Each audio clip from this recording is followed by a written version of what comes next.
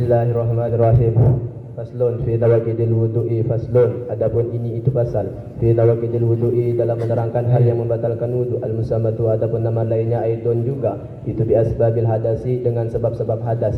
Wallazi, dan adapun sesuatu yungkidu, itu yungkidu yang membatalkan, ay yakni yubtilu yang membatalkan, apa allazi al wudu'a terhadap wudu, itu khamsatu asya'a, ada 5 perkara. Ahaduha, adapun salah satunya, itu ma sesuatu kharaja yang keluar, apa ma min ahadis sabila, ini dari salah satu 2 jalan.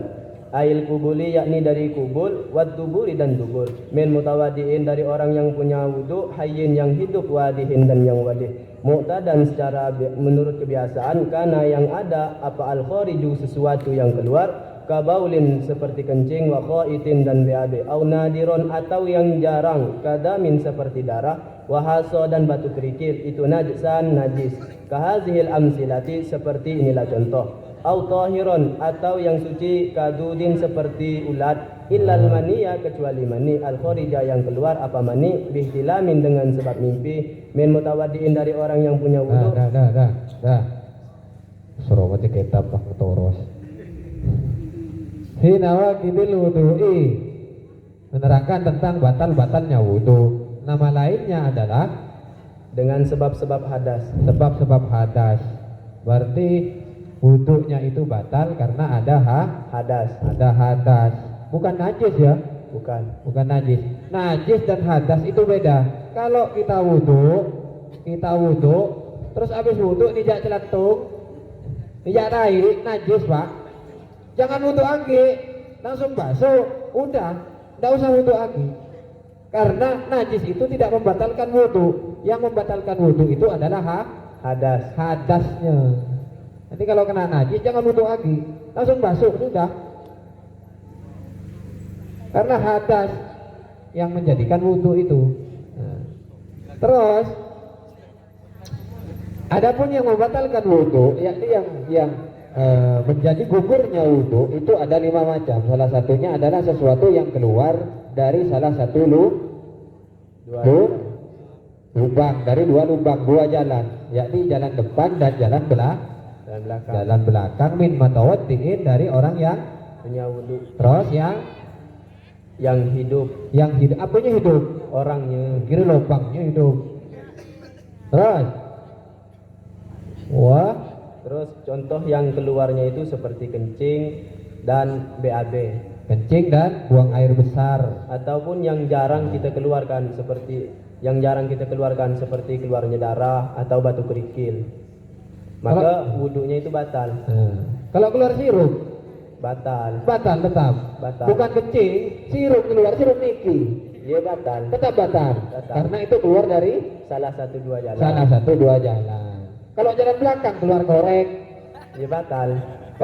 Karena itu tuh masuk dari salah satu 2 jalan. Berarti keluar apapun itu, baik keluar Grand Prix, keluar Honda dari belakang, itu tetap batal.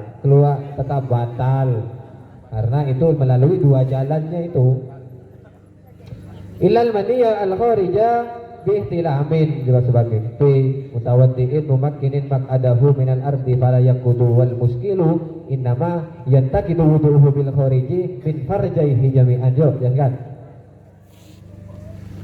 Yang batalkan wudu pertama itu adalah keluarnya sesuatu dari 2 jalan. Kecuali keluarnya mani. Keluarnya mani dengan sebab mimpi. Dalam keadaan tidur duduk yang menetap. Jadi kalau seandainya kita tidur duduk, terus tiba-tiba keluar mimpi, terus keluar mani, maka wudu kita itu tidak batal. Namun kita diwajibkan untuk mandi, yaitu mandi hadas besar. Karena keluarnya mani.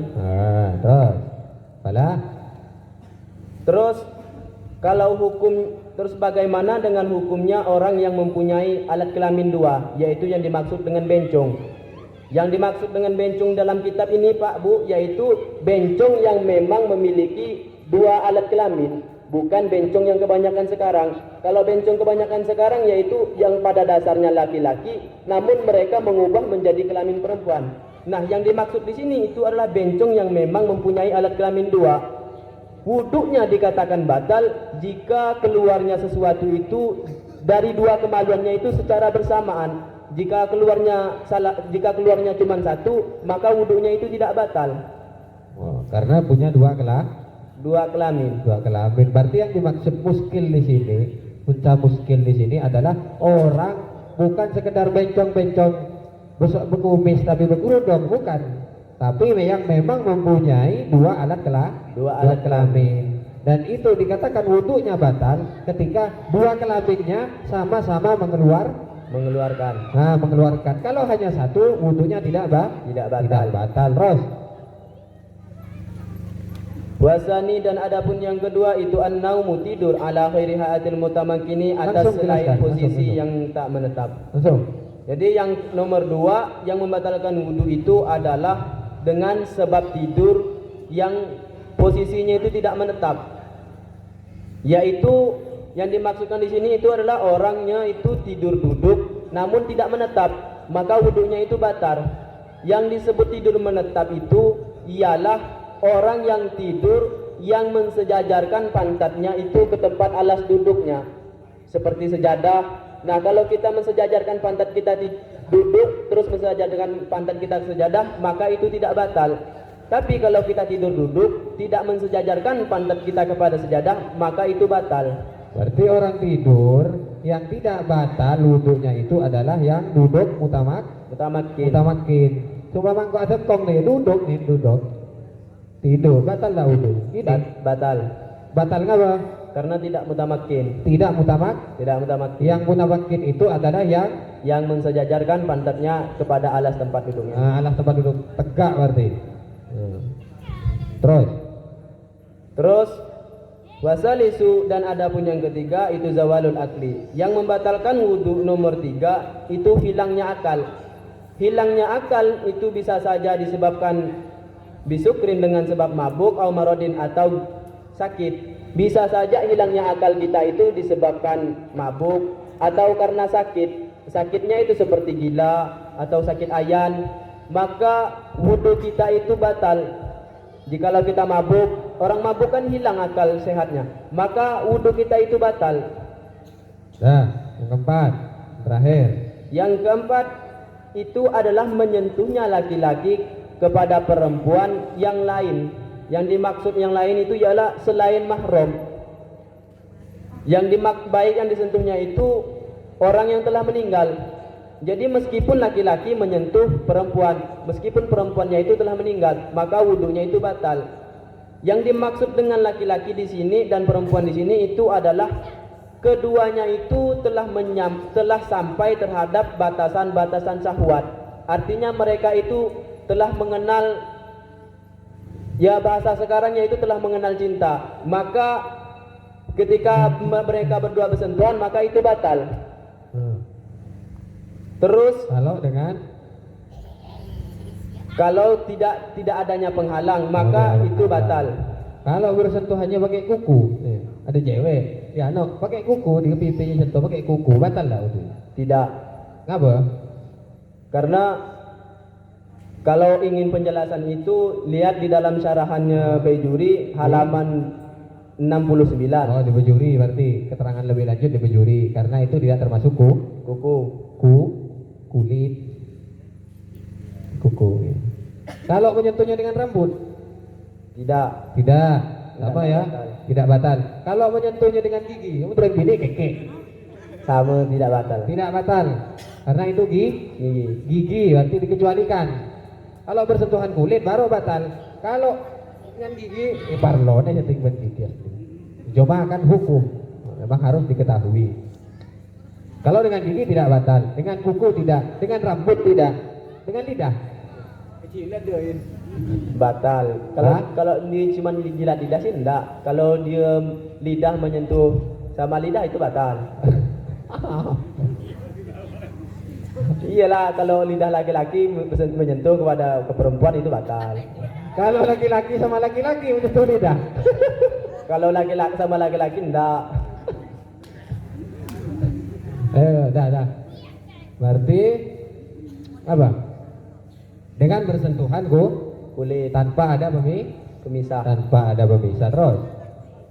Terus yang membatalkan wudhu nomor 5 itu adalah Masu farjil adamiyyi, menyentuhnya kemaluannya anak Adam. Bibatinil kafi, dengan telapak tangan. Jadi yang membatalkan wudhu nomor 5, yaitu yang terakhir itu Pak Bu, ketika kita menyentuh kemaluannya anak Adam. Yang dimaksud dengan anak Adam itu ialah manusia, baik menyentuh kemaluan kita sendiri ataupun kemaluan orang lain, baik yang disentuhnya itu orang kecil ataupun orang yang dewasa. Terus menyentuhnya itu menggunakan telapak tangan. Yang dimaksud telapak tangannya itu telapak tangan yang memang bagian dalam, bukan yang bagian luar. Kalau menyentuhnya itu dengan bagian luar, maka itu tidak batal. Tapi kalau menyentuhnya kemaluannya itu dengan bagian dalam, maka wudhunya itu batal. Berarti kalau dengan telapak tangan, Pak, Batal. menyentuh kemaluan. Ya. Nah, berarti kalau gatal punya wudhu, kok garuk gimana? Bagian luar lah, bagian luar Gimana tangan. praktekkan. Gimana kamu punya wudhu tapi gatal? Garuk begini. Oh begini kan? Oh iya. Yang bagian mana, Mas? Bagian luar. Contoh yang orang laki-laki, ya, tidak boleh menyentuh kemaluan laki-laki. Bagian mananya? Bagian yang ada rambutnya, atau bagian yang panjangnya, atau kepalanya? Ya kemaluannya. Kemaluan di bagian mananya? Karena di batasnya, Mas. Itu masu halakoti. Bukan, itu burit. Itu yang bagian belakang, tapi yang depan. Di kepalanya nyambat. Di hasafahnya. Di zakarnya laki-laki. Kalau perempuan itu berarti farjinya perempuan. Iya, seketika antara kongkuk. Pontojo, nengkong, buka ruang begini. Yang ketika nengkong, ketelak jelas, ruang. Itu yang bagian yang membatalkan untuk mau disentuh. Luar aja. Ketika mancing bener-bener aja. Ketika tojo nengkong, ketelak. Nah, itulah yang membatalkan wudhu. Itu penyakitnya. Nah, udah. Berarti yang bagian belakang. Terus Bagian belakang itu di dalam sebagian tulis matan itu dijelaskan juga bahwasannya menyentuh lingkaran duburnya kita atau lingkaran duburnya orang lain itu hukumnya batal. Itu kalau menurut kaul jadid. Tapi kalau menurut kaul qadim, menyentuhnya lingkaran dubur itu tidak batal. Kaul qadim.